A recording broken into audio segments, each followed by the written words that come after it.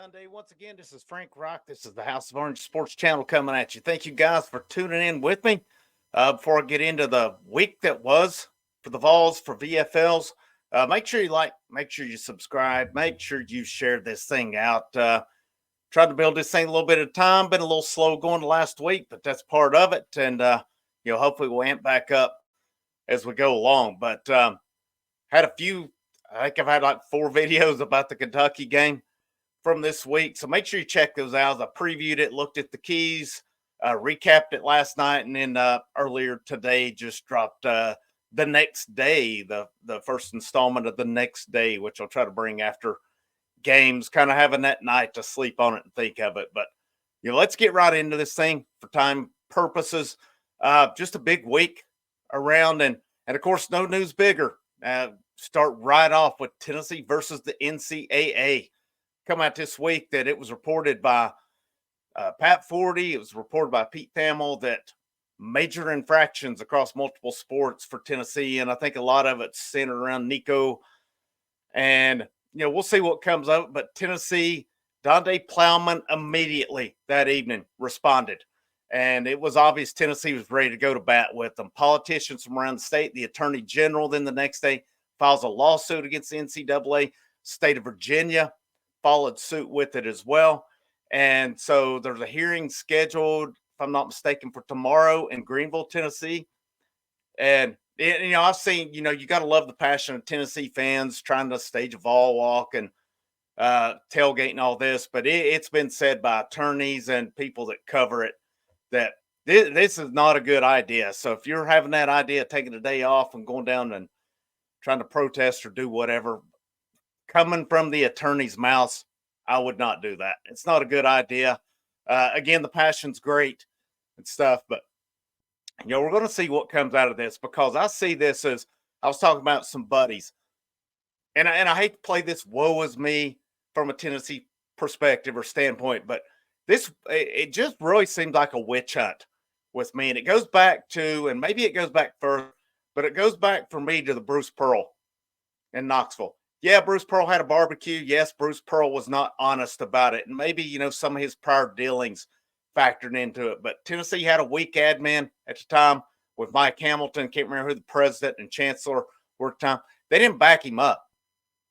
And, I look back on it now as to how silly all that was, because we're seeing multiple schools. Bill Self at Kansas has paid players. Will Wade at LSU. LSU thumbed their nose at it until Wade did enough stuff where they couldn't justify keeping him around.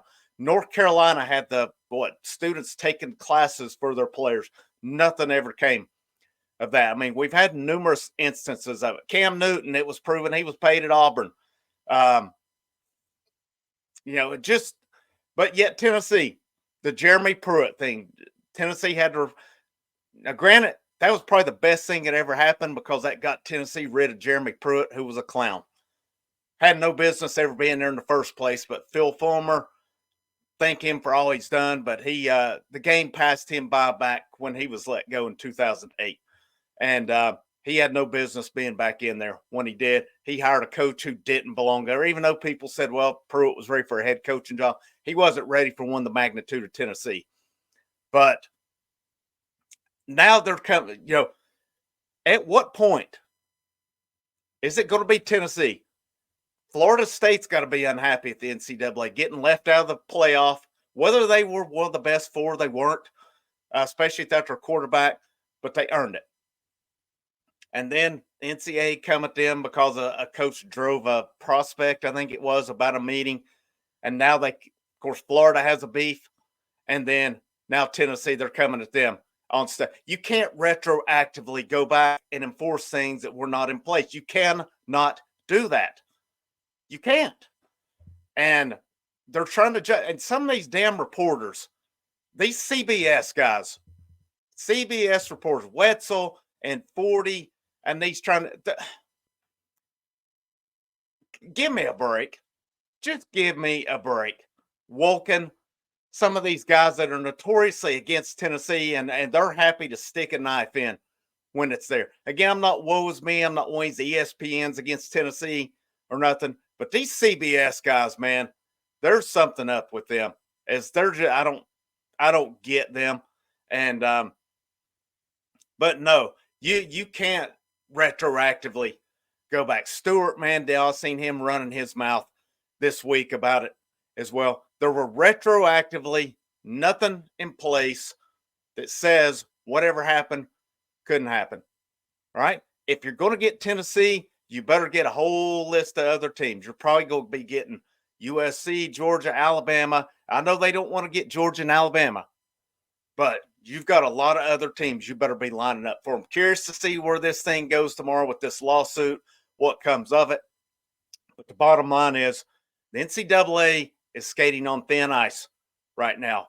At some point, when you're going to get a group of schools together that's going to back off this thing and start a revolution. It's coming. It's not a matter of if, it's when. And they're going to piss up their own pole here before too long, and they're going to get shocked.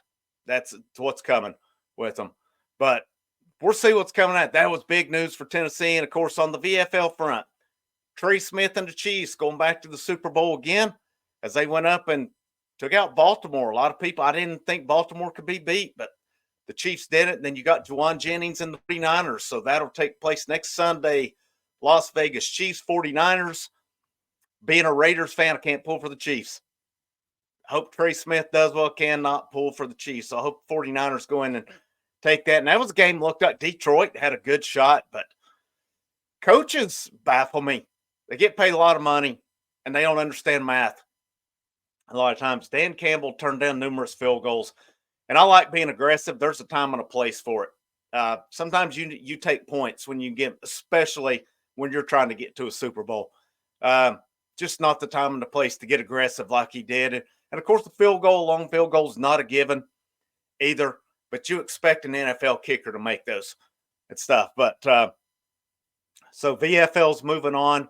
Not much on the NBA VFL front this week. Not much. I know the week before you had Grant Williams getting his career high in points.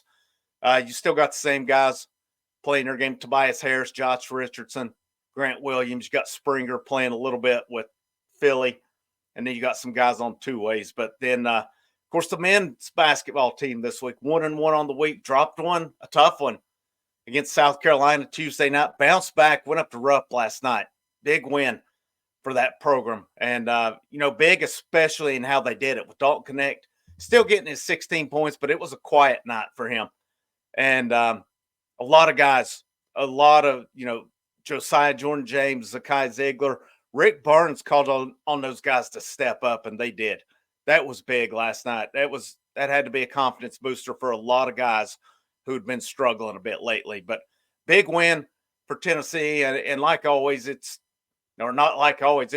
was nice to see that empty arena at the end, kind of like that football field is normally empty at the end when Tennessee goes up to Lexington as well. But and it was great to see all the hate from Kentucky fans toward Tennessee, because that means that, like usual, Tennessee's owning Kentucky like they normally do. And it's starting to happen a little bit more in basketball, a little more frequently as well.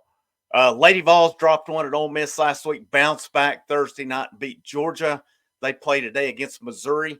So they're 6-2 in conference right now. They've had a pretty good start, so hopefully they can get another one today. And just looking around Vols in the MLB, I noticed Drew Gilbert, Jordan Beck, Trey Lipscomb all have invites to camp coming up. So these guys will have a shot. I don't know if they'll start the year in the majors. Of course, Gilbert's with the Mets, Beck with the Rockies, Lipscomb with the Nationals. But from what I've seen, that Lipscomb will get an extended look as he's been lighting it up in the minors the last year or two. Beck, he's ranked as Colorado's 4th ranked prospect, and Gilbert, he's ranked.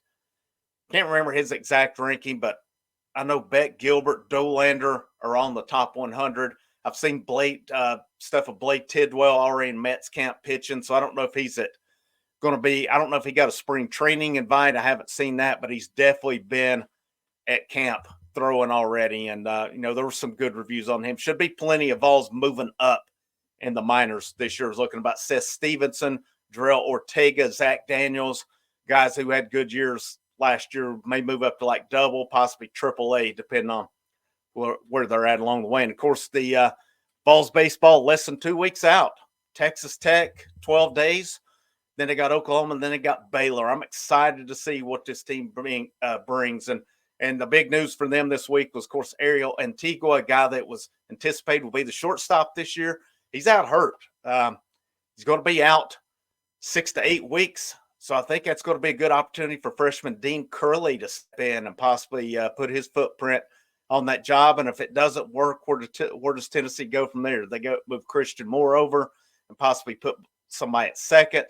But I think right now you're probably looking at Curley at short and Moore at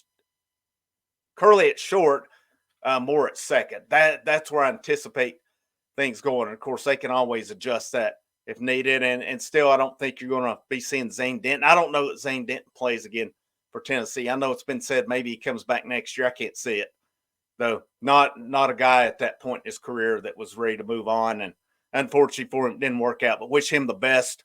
Would love to see him back out there this year, obviously. But if not, wish him the best in whatever he decides to do. But like always, guys, make sure you like, share, subscribe. Share this thing out.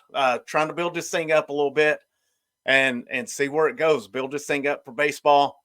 Build it up moving forward. Like I said, my game's not post-game. It may be for basketball and baseball. It's not going to be football. The fall's my time to get out and do what I want and watch games where I want, when I want.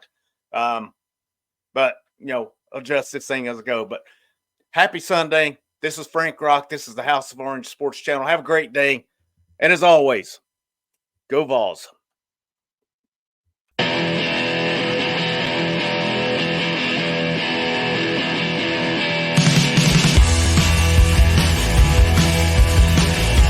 Everyone rejects me.